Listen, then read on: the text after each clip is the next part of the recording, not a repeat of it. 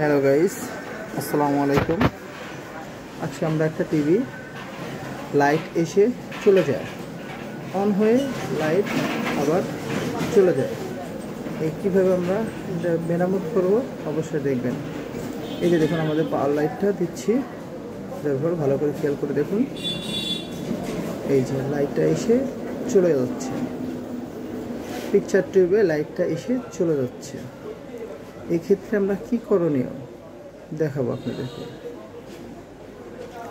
এই যে দেখুন আমাদের সার্কিটটা, এই সার্কিটে দেখুন একটা ক্যাপাসিটার খারাপ আছে। এই ক্যাপাসিটার আমরা চেক দিব, এবং এটা চেক দেওয়ার আগে অবশ্যই আমরা একটা সার্কিট দিয়ে চেক করে দেখব যে আসলে ব্যাকলাইটটা খারাপ হয়েছে কিনা। অনেক সময় দেখা যাচ্ছে ব্যাকলাইট খারাপ হলে এই সমস্যাগুলো দেখা দেয়। তো আমরা সর্বপ্রথম ব্যাকলাইট না খুলেই আমরা একটা সার্কিট দেখে, নতুন একটা সার্কিট বা পুরাতন একটা সার্কিট, ওটা দিয়ে আমরা চেক দিব। তো দেখুন,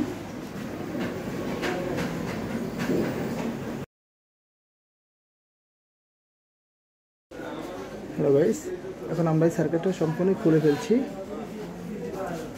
খুলে ফেলে এখন আমরা পরবর্তী আরেকটা সার্কিট লাগায় চেক দেব।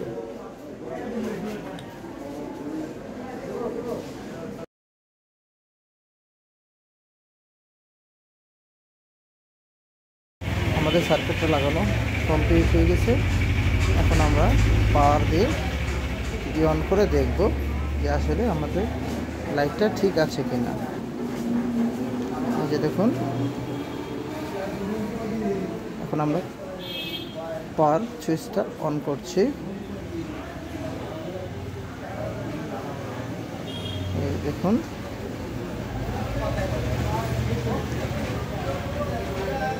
ওকে, আমাদের লাইট, ব্যাক লাইট অবশ্যই ঠিক আছে। আমাদের সার্কিটটা প্রবলেম হয়েছে, এই সার্কিটটা আমরা এই মুহূর্তে মেরামত করব। দেখুন একদম পিকচার ওকে আছে। এখন আমরা আগে যে সার্কিট ছিল সেই সার্কিটে মেরামত করব। এই যে ক্যাপাসিটার খারাপ আছে, দেখুন প্রথমে বলছিলাম আমাদের কাছে এই ক্যাপাসিটারগুলো একটা খারাপ আছে। এই ক্যাপাসিটারটা আমরা এখন এই মুহূর্তে চেঞ্জ করব। চেঞ্জ করে দেখব যে সার্কিটটা পারফেক্ট ঠিক আছে কিনা।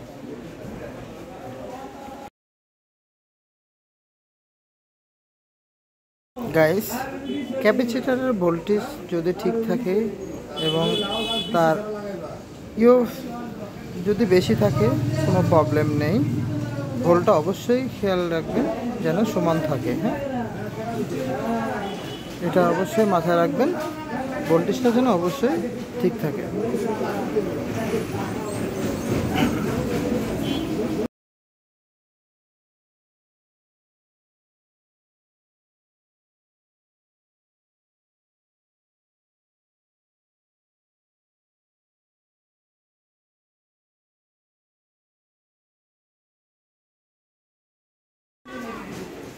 গাইস, এখন আমরা লাইটিংয়ে তার লাগাচ্ছি, আর প্যানেলের তারটা লাগাবো না। এখন আমরা চেক দিব, চেক দিয়ে দেখবো আমাদের লাইটিংটা ঠিক আছে কিনা। এই যে পাওয়ারটা আমরা এই মুহূর্তে এখন টিপ দিলাম। দেখুন এই যে ছিদ্র, দেখুন ছিদ্রতে লাইটটা জ্বলে আছে, অর্থাৎ আগে কিন্তু জ্বলে অফ হয়ে যেত, এখন তো জ্বলে আছে। তো এখন আমরা কি করব, অবশ্যই পিছনের ব্যাক পার্টের যে একটা প্লাস্টিক রয়েছে, অর্থাৎ তাকে সাপোর্টিং বলা হয়, এই সাপোর্টিং অবশ্যই লাগিয়ে নেবেন, তাছাড়া যে কোনো মুহূর্তে আপনার সার্কিটটা শর্ট হয়ে যেতে পারে। এখন আমি প্যানেলের তারটা লাগিয়ে নেব। লাগানোর পরে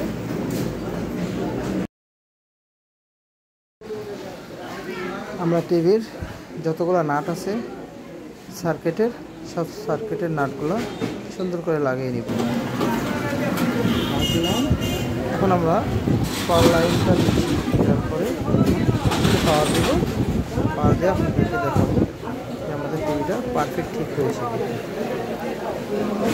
দেখুন আমাদের পারফেক্ট ঠিক হয়ে গেছে, অর্থাৎ আমাদের ব্যাকলাইট ভালো ছিল, শুধু সার্কিটের প্রবলেম ছিল, এর কারণে আমাদের ব্যাকলাইটটা আসতে পারছিল না।